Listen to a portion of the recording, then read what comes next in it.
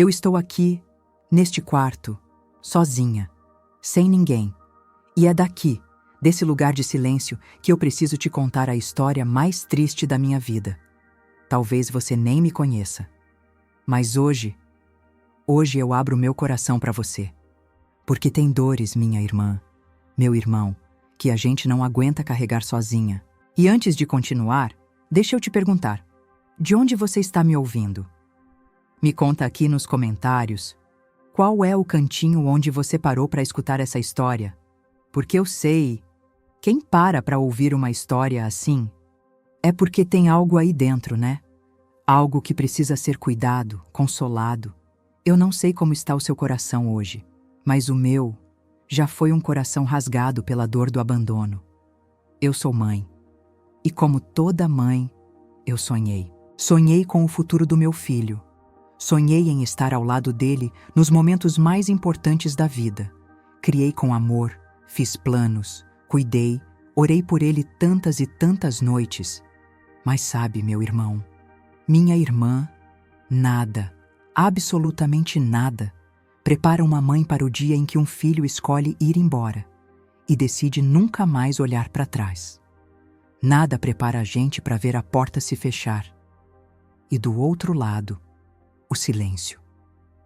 Um silêncio que grita mais alto do que qualquer palavra cruel. Você entende o que eu estou dizendo? Você já passou por isso? Ou conhece alguém que viveu essa dor? Escreve aqui nos comentários. Deixa o seu nome, conta de onde você é. Vamos transformar esse espaço em um lugar de abraço, de escuta, de oração. Fica aqui comigo, porque no meio dessa tristeza que quase me destruiu, foi lá, no fundo do poço, que eu descobri o Deus que não abandona.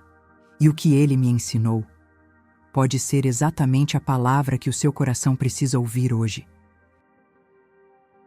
Meu nome é Arina, mas todo mundo aqui em Campina Grande me chama de Dona Arina. Hoje eu tenho 68 anos e é com essas mãos marcadas pelo tempo e com esse coração cheio de histórias que eu tô aqui, sentada numa cadeira velha, num quartinho simples no fundo da casa da minha amiga Cida. Depois que não consegui mais pagar aluguel, foi ela quem me acolheu. Esse quartinho virou meu lar. Aqui tem uma cama, um ventilador barulhento e uma Bíblia aberta no Salmo 27. E é daqui, desse lugar escondido do mundo, que eu vou te contar como começou a maior alegria e a maior dor da minha vida. Fui criada no interior da Paraíba, em Sossego, cidade pequena, dessas que em meia hora a gente conhece todo mundo. Filha de gente humilde, trabalhadores da terra, com mais fé do que comida no prato. Meu pai, seu Benedito, era de poucas palavras, mas quando orava, parecia que o céu se calava para escutar. Minha mãe, Dona Lucinda, era mulher de oração, dessas que sabiam cada versículo de cor e chamavam a gente para ajoelhar mesmo com panela no fogo. Na nossa casa, a fé era a herança mais preciosa. A gente não tinha brinquedo caro, mas tinha culto no terreiro, louvor nas manhãs de domingo e culto da família toda segunda-feira. Eu cresci ouvindo as histórias de Ana, Ruth, Esther, e desde menina eu sonhava com o dia em que formaria minha família, teria meus filhos e ensinaria a eles o mesmo caminho de fé. Conheci Agenor na mocidade da Assembleia de Deus, ali no bairro da Liberdade, já em Campina Grande. Ele era tímido, mas tinha os olhos bons, trabalhador, temente a Deus e sempre com a Bíblia embaixo do braço. Nos apaixonamos devagar, com recadinhos depois do culto, conversas no portão e oração. Casamos quando eu tinha 22 anos. Foi um culto lindo. Até hoje me lembro do cheiro das flores e do hino que o coral cantou. Não tínhamos quase nada, mas tínhamos amor e fé. E isso a gente acreditava era o suficiente. Nos primeiros meses de casados, meu coração já batia diferente. Eu me pegava imaginando o quartinho do bebê, fazendo crochê de fraldinha mesmo sem barriga. Pensava no nome, nas primeiras palavras, nos passos pela casa. Mas os meses passaram, depois os anos, e nada. Primeiro, eu dizia a mim mesma, é cedo ainda, vai acontecer. Mas depois vieram as perguntas, os olhares, os comentários disfarçados. E aí, Arina, já estão tentando? Tá demorando, né? Já orou direitinho? Será que o problema não é contigo? Essas palavras, elas não vêm só da boca, sabe? Às vezes vêm no olhar da vizinha, na risada baixa na fila da feira, no silêncio constrangedor quando alguém conta que tá grávida e olha pra você com pena. Fizemos exames em Campina, João Pessoa, até fomos a Recife. Tratamentos, jejum, oração. Cada consulta era uma esperança nova, mas cada exame negativo era um luto. E um dia, numa madrugada fria, eu levantei da cama, sentei no chão do banheiro, abracei os joelhos e chorei. Chorei como criança. Coloquei a mão sobre meu ventre e falei: Senhor, será que eu nunca vou ouvir alguém me chamar de mãe? Porque minha irmã, a dor de uma mulher que não pode gerar é uma dor muda. É um silêncio que grita toda vez que vê uma mulher grávida, um carrinho de bebê ou um comercial de fralda na televisão. A gente se sente vazia, insuficiente, esquecida. E ainda tem que sorrir e dizer: na hora de Deus vai dar certo. Mas nunca deixei de orar. A minha igreja virou minha família. O círculo de oração era meu refúgio. Tinha uma irmã, Dona Eulália. Cabelos branquinhos, saia rodada, olhar doce.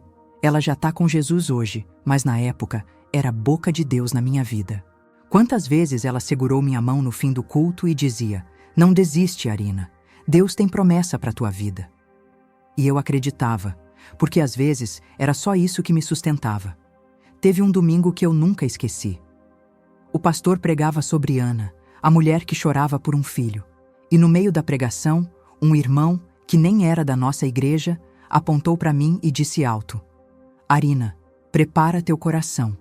O ventre que hoje chora vai gerar, e o fruto será bênção. Eu tremi inteira.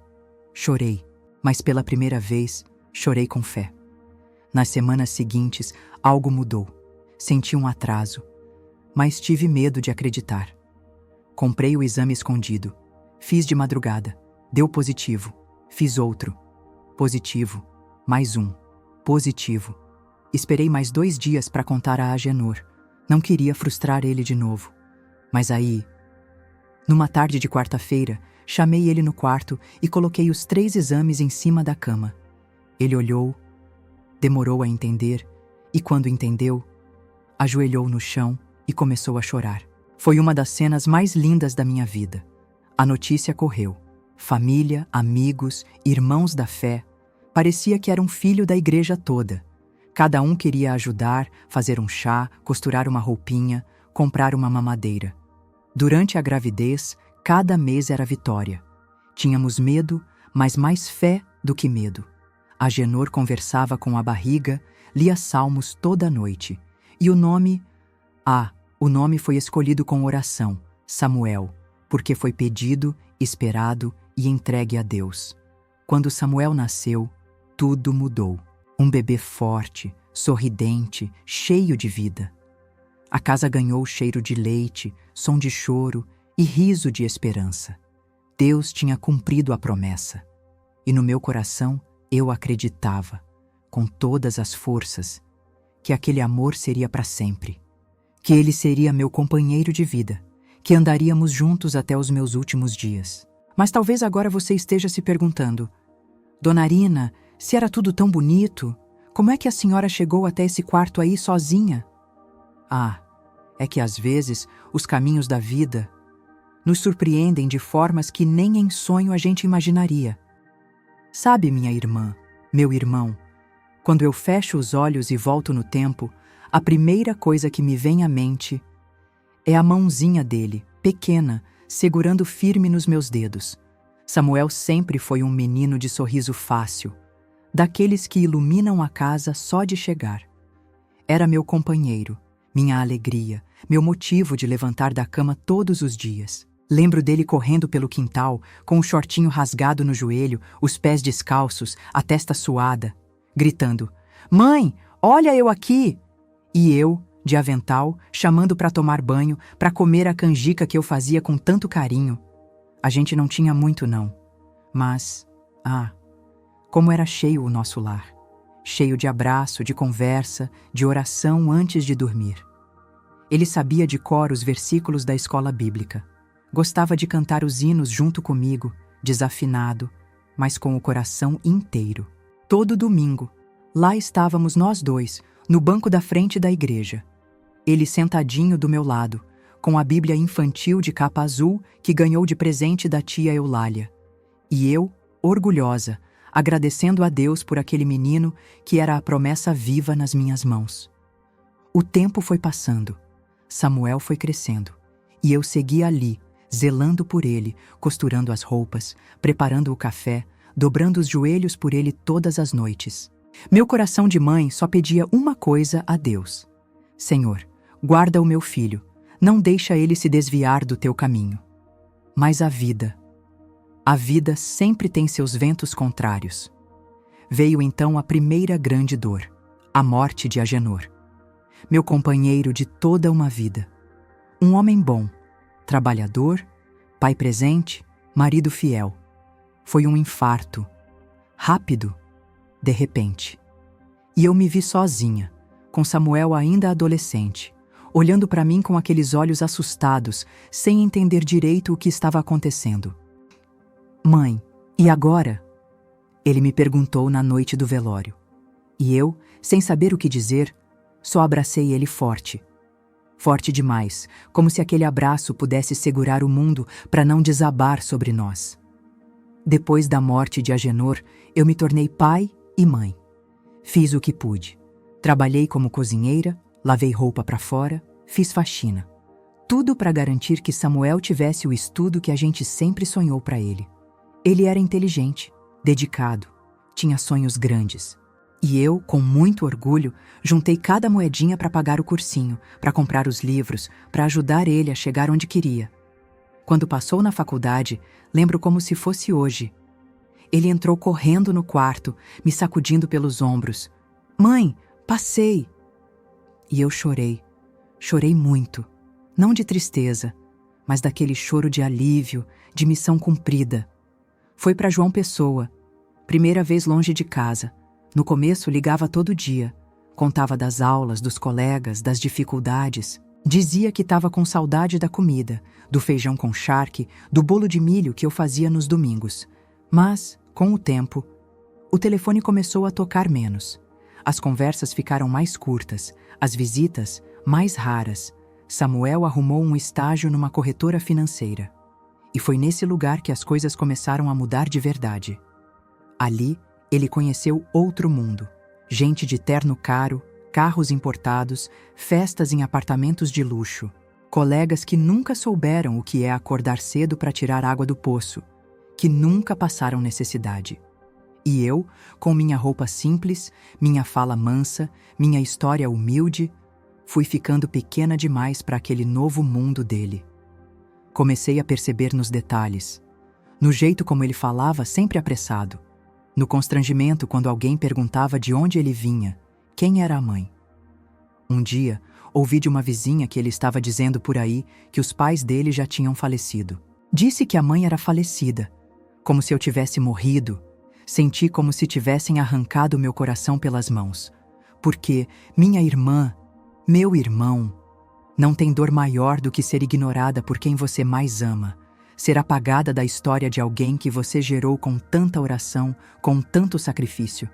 E foi assim devagarinho, quase sem perceber, que o menino que um dia segurava minha mão com tanta força foi soltando, até que um dia sumiu de vez. Aí você pode me perguntar, Dona Arina, e a senhora fez o quê? Ah, eu dobrei o joelho, meu irmão, minha irmã. Porque quando a gente perde o chão, é no joelho que a gente encontra força para ficar de pé. Depois que Samuel entrou de cabeça nesse novo mundo da corretora, eu comecei a sentir a distância. No começo, era só o tom de voz apressado no telefone. Oi, mãe, tudo bem? Tô corrido aqui, depois a gente se fala, tá? E aquele, depois a gente se fala. Ah, foi virando uma parede entre nós. No início, ele ainda vinha me visitar. Marcava de passar aqui no fim de semana, de almoçar comigo no domingo. Eu preparava tudo, Fazia o bolo de milho, o feijão com charque, ajeitava o quartinho com todo cuidado, mas ele começava a desmarcar. Mãe, surgiu uma reunião de última hora. Desculpa, mãe, o chefe chamou para um jantar. Prometo que na próxima semana eu vou. E a próxima semana não vinha. As ligações, que antes eram diárias, passaram a ser semanais, depois quinzenais. E sem que eu percebesse, sumiram de vez. Eu tentava ligar, chamava, até cair na caixa postal. Deixava mensagem. Oi, meu filho. Só para saber se você tá bem, se precisa de alguma coisa. Mãe tá aqui, viu? Te amo. Mas não vinha resposta. No início, eu me agarrava na esperança. Ele tá trabalhando demais. É o começo de carreira. Logo ele vai ligar. Mas o tempo foi passando. E cada silêncio dele parecia um tijolo a mais no muro que nos separava. Lembro de uma vez, meu aniversário de 60 anos. Esperei o dia inteiro por uma ligação. Cada toque no telefone me fazia pular da cadeira. Mas não era ele. No fim da tarde, criei coragem e mandei uma mensagem. Filho, mãe tá completando mais um ano hoje. Queria tanto ouvir sua voz. Ele respondeu só no outro dia. Desculpa, mãe, o dia foi muito puxado aqui. Parabéns, felicidades. 3 palavras, secas, frias, como se fossem para qualquer pessoa, menos para uma mãe. Mas o que mais doeu, de verdade, foi a vez que eu juntei o pouco que tinha, passei dias economizando para pagar a passagem até João Pessoa. Queria fazer uma surpresa. Levar o bolo de milho que ele sempre gostou, aquele que eu fazia nos aniversários dele quando era menino. Fiz o bolo com todo carinho, coloquei na bolsa e fui. Cheguei lá, bati na porta do apartamento que um amigo da igreja tinha me dito onde era. Quando ele abriu a porta, o olhar dele não era o olhar do meu filho. Assustado, incomodado, como se tivesse vergonha de me ver ali. Mãe, o que você está fazendo aqui? Vim te ver, meu filho. Trouxe teu bolo preferido. Ele olhou para os lados, como quem tem medo de alguém ver a cena. Baixou o tom da voz. Mãe, não precisava ter vindo. Aqui não é hora nem lugar para isso. Vai me complicar. Fiquei parada, segurando o bolo. Senti minha mão tremer.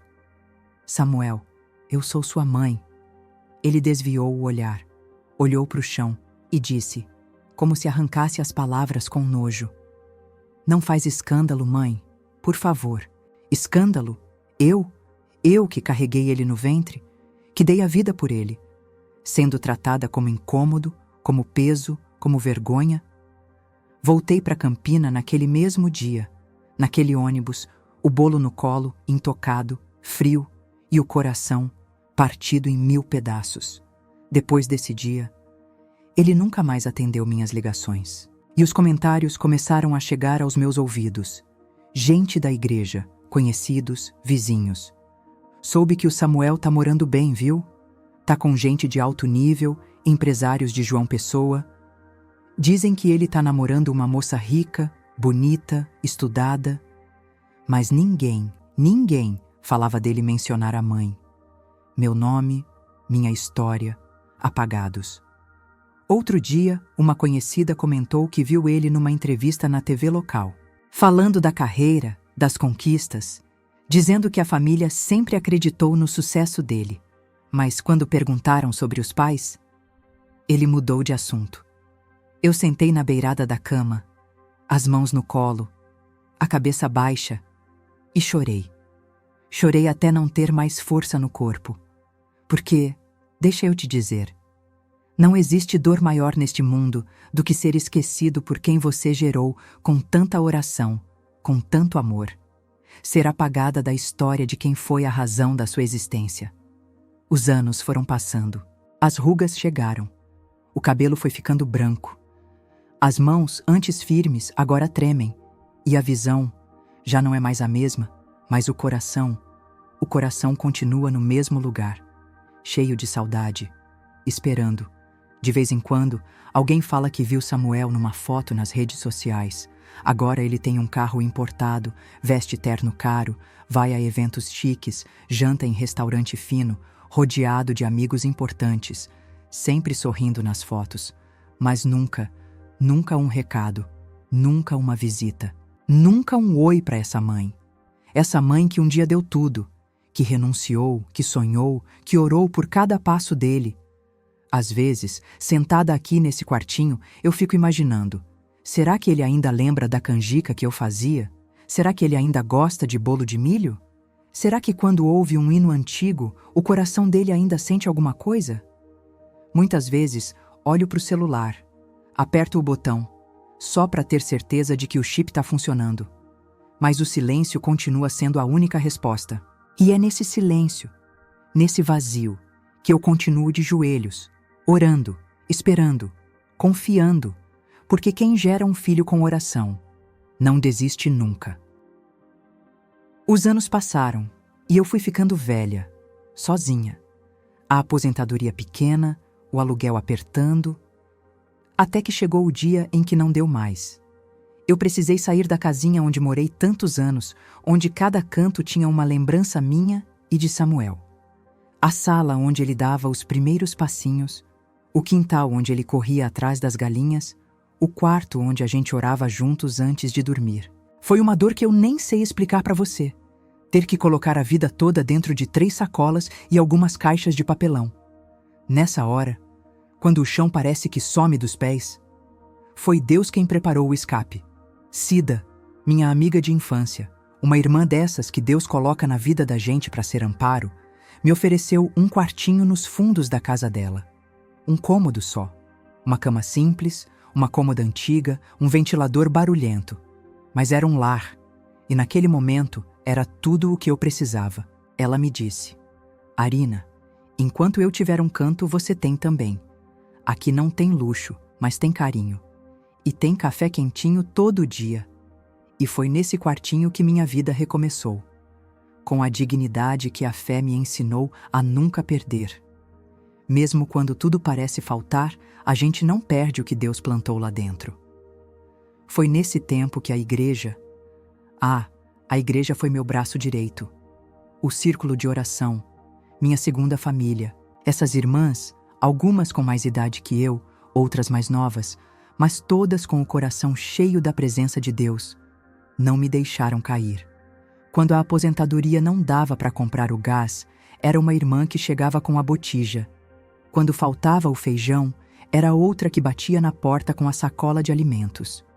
Quando o coração apertava, eram elas que puxavam minha mão e diziam: Arina, vamos orar. E orávamos. Na madrugada, no salão da igreja, na cozinha da Cida, de joelhos, de mãos dadas. Quantas vezes uma irmã apareceu com o remédio que eu precisava, ou com uma passagem para eu ir a uma consulta no posto de saúde. Sabe, minha irmã, meu irmão que me escuta agora, é nessas horas que a gente vê o que é ser corpo de Cristo. Não é só o culto de domingo, não. É repartir o pão, é enxugar a lágrima, é segurar a mão de quem está caindo. E mesmo assim, mesmo morando num quartinho emprestado, mesmo vivendo dessas ajudas, dessa rede de carinho, eu nunca deixei de amar meu filho. Nunca. Porque o amor de mãe não apaga, não enfraquece, não se vira contra.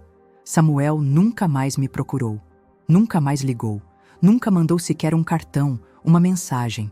E eu? Ah, minha irmã, meu irmão. Eu continuo orando por ele todos os dias, toda noite.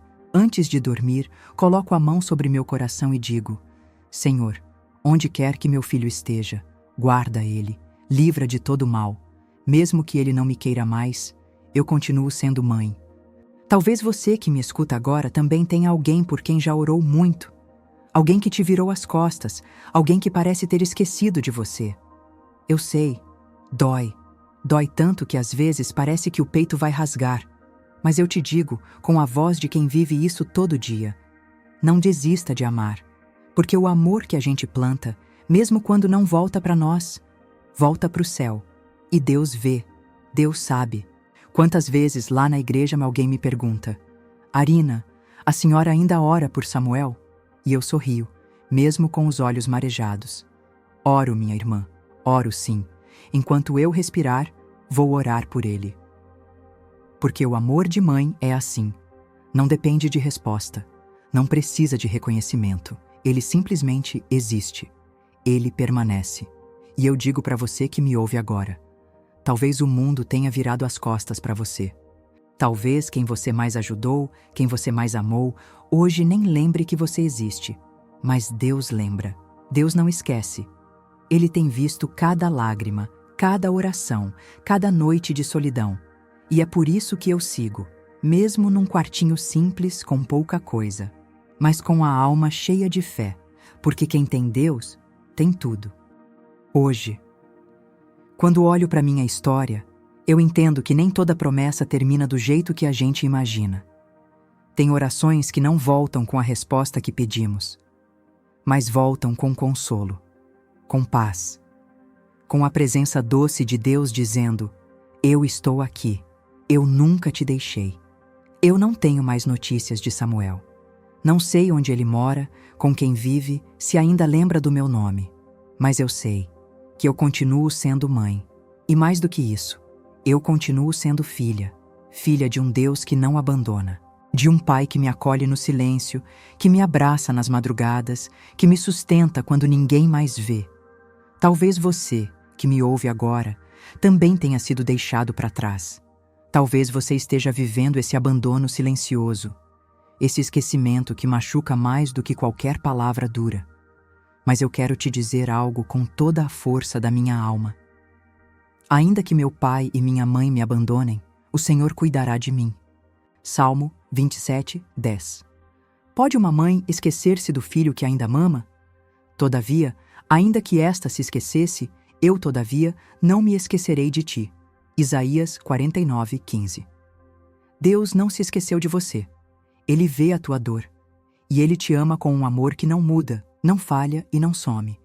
E se essa história falou com você, se você conhece alguém que precisa ouvir essas palavras, compartilha esse vídeo. Deixa aqui nos comentários seu nome, seu pedido de oração ou apenas um amém se essa mensagem alcançou o teu coração. Isso não é só um vídeo, é uma oração contada em forma de história. É um testemunho de fé para lembrar que o amor verdadeiro resiste até no abandono. Curta, comente e compartilhe. Você pode ser resposta de oração para alguém hoje. Vamos orar? Senhor, Deus da vida, Deus de amor, Deus de justiça e de misericórdia. Hoje, Pai, eu dobro meus joelhos diante de Ti. Dobro meu coração, dobro minhas vontades, dobro o meu orgulho. E coloco diante do Senhor essa ferida que carrego no peito. Essa dor que tantas mães, tantos pais, tantos filhos também carregam. O peso de um abandono, de uma palavra dura, de uma ausência que machuca mais do que qualquer outra coisa. Pai, quantas famílias estão divididas? Quantos lares vivem em silêncio, sem o abraço, sem a conversa, sem o olhar de ternura que um dia existiu? Quantos filhos deixaram de olhar nos olhos de suas mães? Quantos pais perderam o direito de ouvir um "eu te amo"? Quantos corações estão feridos, sufocados por mágoas, ressentimentos, palavras malditas, gestos mal interpretados? E é por isso, meu Deus, que hoje eu clamo: vem com teu bálsamo, Senhor. Vem com tua cura. Vem restaurar o que foi quebrado. Vem reconstruir as pontes que foram destruídas pelo orgulho, pela vergonha, pela ingratidão, pela dor. Senhor, toca agora cada coração que ouve essa oração. Toca primeiro no coração dos filhos, meu Deus. Quantos filhos se perderam no caminho, iludidos pelas promessas do mundo, envergonhados de suas origens, afastados daqueles que deram a vida por eles? Quantos filhos, Pai, esqueceram o colo que os embalou, as mãos calejadas que prepararam o alimento, as noites sem dormir de uma mãe preocupada, as lágrimas escondidas de um pai tentando ser forte? Desarma, Senhor, o coração desses filhos. Quebra as cadeias da frieza, da vergonha, do desprezo. Tira a venda dos olhos, mostra a eles quem sempre esteve ali, firme, fiel, esperando com o coração aberto, mesmo ferido. Que esses filhos se lembrem, Pai, que honrar pai e mãe é mandamento teu, não é conselho humano. Que honrar pai e mãe é caminho de vida longa, é porta de bênção. Que não há sucesso no mundo, posição social, conta bancária, que substitua o olhar carinhoso de uma mãe ou o conselho sábio de um pai. Mas também, Senhor, eu oro pelos pais e pelas mães. Quantas vezes, meu Deus, nós erramos também. Quantas vezes, na tentativa de acertar, falamos o que não devíamos, agimos com dureza, colocamos peso demais nos ombros dos nossos filhos. Quantas palavras lançadas sem pensar, quantas expectativas que se tornaram cobranças, quantas comparações que feriram. Perdoa-nos, Pai. Perdoa os pais que não souberam ouvir, que não entenderam as dores de seus filhos. Perdoa as mães que, na ânsia de proteger, acabaram sufocando. Perdoa os pais ausentes, as mães cansadas, os gestos duros, os silêncios pesados. Dá coragem, Senhor, para que pais possam pedir perdão aos filhos. Dá humildade, meu Deus, para que filhos possam reconhecer os erros, se arrepender e voltar. Que as famílias, Senhor, encontrem no Teu amor a força para recomeçar. Que a mesa volte a ser lugar de comunhão, de conversa, de risos, de orações compartilhadas. Que os abraços perdidos sejam restaurados. Que o me perdoa e o eu te amo voltem a ser ditos, não só pensados. Senhor, ensina-nos a amar como o Senhor ama. Um amor que não guarda rancor, que não lança em rosto os erros do passado. Um amor que perdoa 70 vezes 7. Um amor que estende a mão, mesmo quando foi ferido. Tira, meu Deus, todo orgulho, toda mágoa, toda raiz de amargura. Arranca do coração de filhos e pais o desejo de vingança, o desejo de ter razão. Ensina que no teu reino, melhor é perder uma discussão e ganhar um irmão, melhor é descer do pedestal e subir no altar da reconciliação. Porque o Senhor nos criou para sermos família. E a tua palavra diz, no Salmo 133, ó, quão bom e quão suave é que os irmãos vivam em união. Essa união que vem de ti, Senhor, não das nossas forças, mas da tua graça.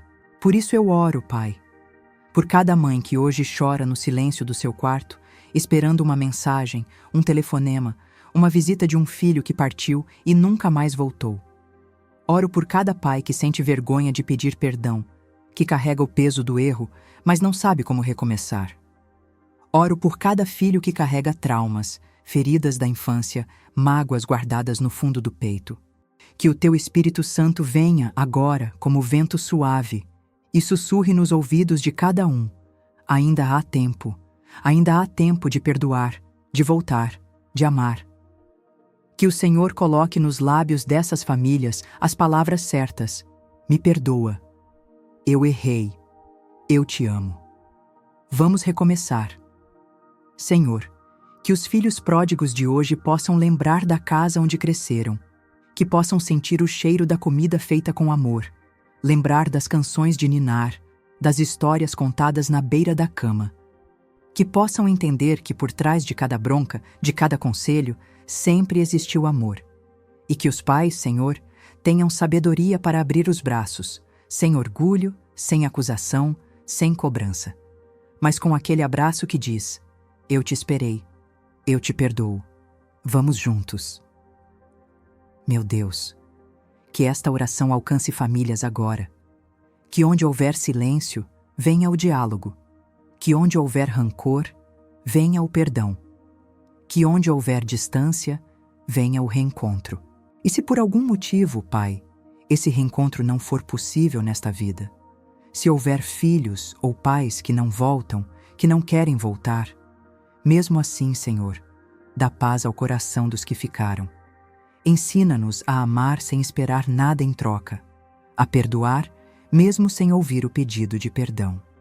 Porque o perdão liberta, o perdão cura, o perdão sara as feridas da alma. Eu creio, Senhor. Eu creio na tua restauração.